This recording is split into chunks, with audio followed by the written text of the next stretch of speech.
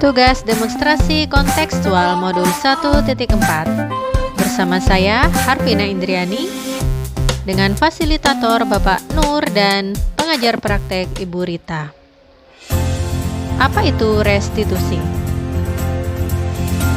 Restitusi merupakan proses kolaboratif yang mengajarkan murid untuk mencari solusi suatu masalah.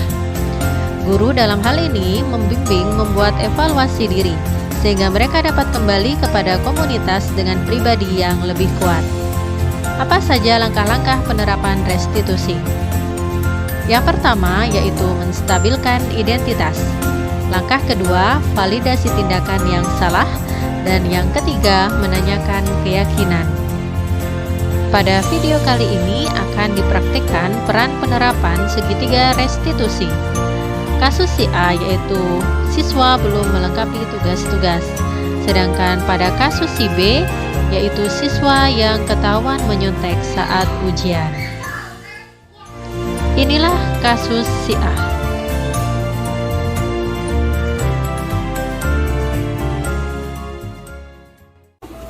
Assalamualaikum, Mbak Vina manggil saya. Biarin, silakan masuk. Assalamualaikum Mbak Harin. Sehat kan? Waalaikumsalam, alhamdulillah sehat. Jadi Pak Harin masih ingat ya dengan tugas-tugasnya Ibu. Di sini dari hasil cek Ibu terhadap tugas-tugasnya Pak Haril, ternyata ada 4 ya tugas proyeknya Ibu yang masih belum Pak Haril selesaikan. Ini artinya hanya 20% saja tugas Pak Haril ya, tugas proyeknya Pak Haril ini yang baru terselesaikan. Ya Bu, Pak Ril mohon maaf karena banyak tugas proyek yang belum Pak Ril selesaikan. Ibu tahu memang banyak mata pelajaran lainnya yang memberikan tugas-tugas kepada Pak Haril. Tapi saya yakin tidak hanya Pak Haril saja yang merasakan lelah, capek, dan bosan. Saya rasa teman-teman yang lain juga merasakan hal yang demikian.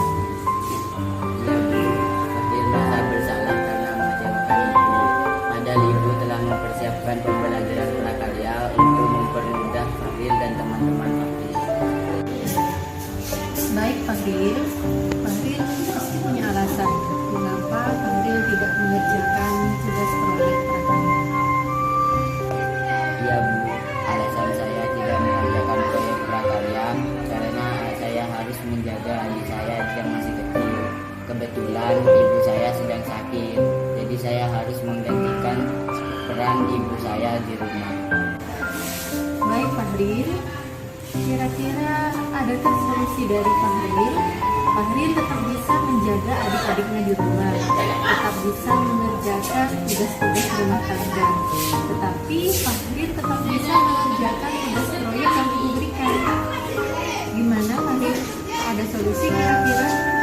Ada Bu, saya harus bisa membagi waktu dan harus memiliki motivasi dan semangat yang kuat untuk melanjutkan belajar dan mengerjakan semua tugas di sekolah dengan baik. Pak Haril masih ingat nggak di awal pembelajaran kita? Kita sudah membuat keyakinan kelas. Pak Haril masih ingat kira-kira keyakinan kelas apa yang sesuai dengan Pak Haril tadi? Ingat Bu, keyakinan kelas bahwa setiap murid akan mengerjakan semua tugas prakarya tepat waktu. Bila ada kesulitan, bisa menghubungi Bu Arvina atau teman yang lebih mengerti pelajaran itu. Ibu percaya Pak Haril bisa mempraktikkan keyakinan kelas kita dengan baik. Siap Bu, insya Allah.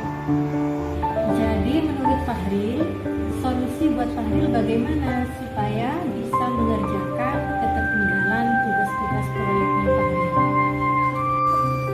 Jika diberi kesempatan, tolong Ibu beri saya waktu untuk mengerjakan semua tugas prakarya yang belum ya Bu. Boleh Pak Haril, silakan.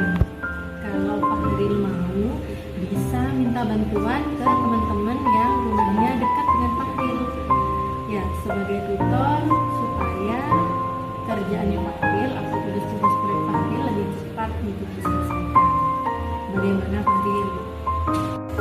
Setuju Bu. Terima kasih atas kesempatannya. Saya tidak akan mengecewakan Ibu lagi.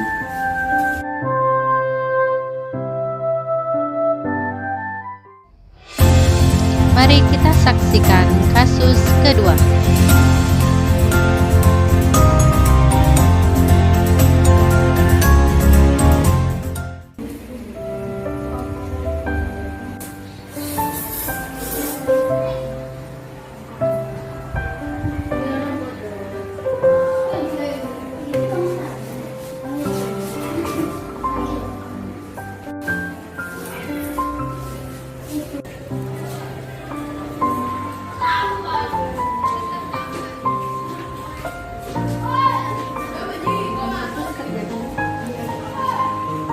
Selamat pagi Bu. Pagi, silakan duduk. Saya tahu kenapa saya dipanggil ke sini. Mungkin berkaitan dengan ujian tadi Bu. Ya benar. Kira-kira tadi saya sudah melakukan ujian dengan benar apa belum? Maaf Ibu, tadi saya melakukan kecurangan dalam ujian.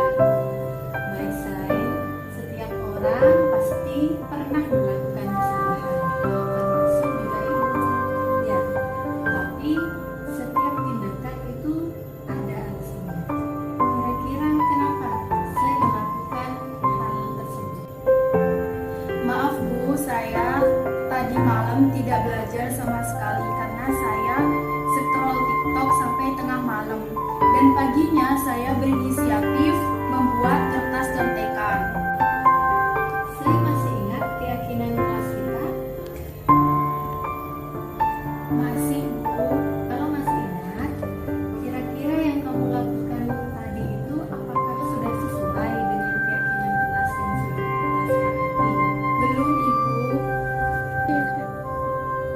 Keyakinan kelas yang mana sih? Selalu jujur dalam perbuatan dan perkataan Bu. Nah, ternyata kamu tahu.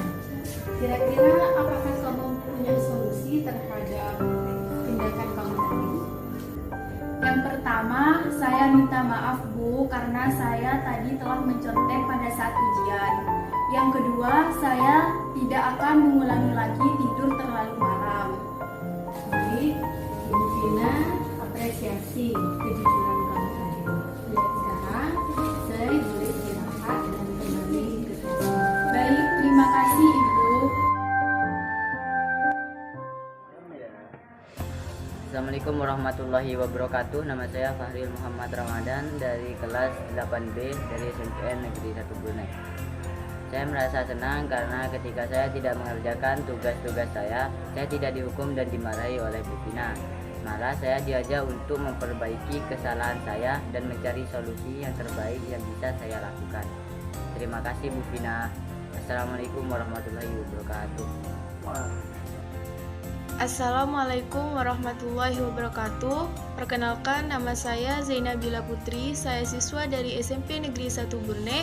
Saya merasa senang karena tidak dihukum karena saya telah mencontek pada saat ujian. Hanya saja saya diberitahu dan diajak untuk memperbaiki kesalahan saya.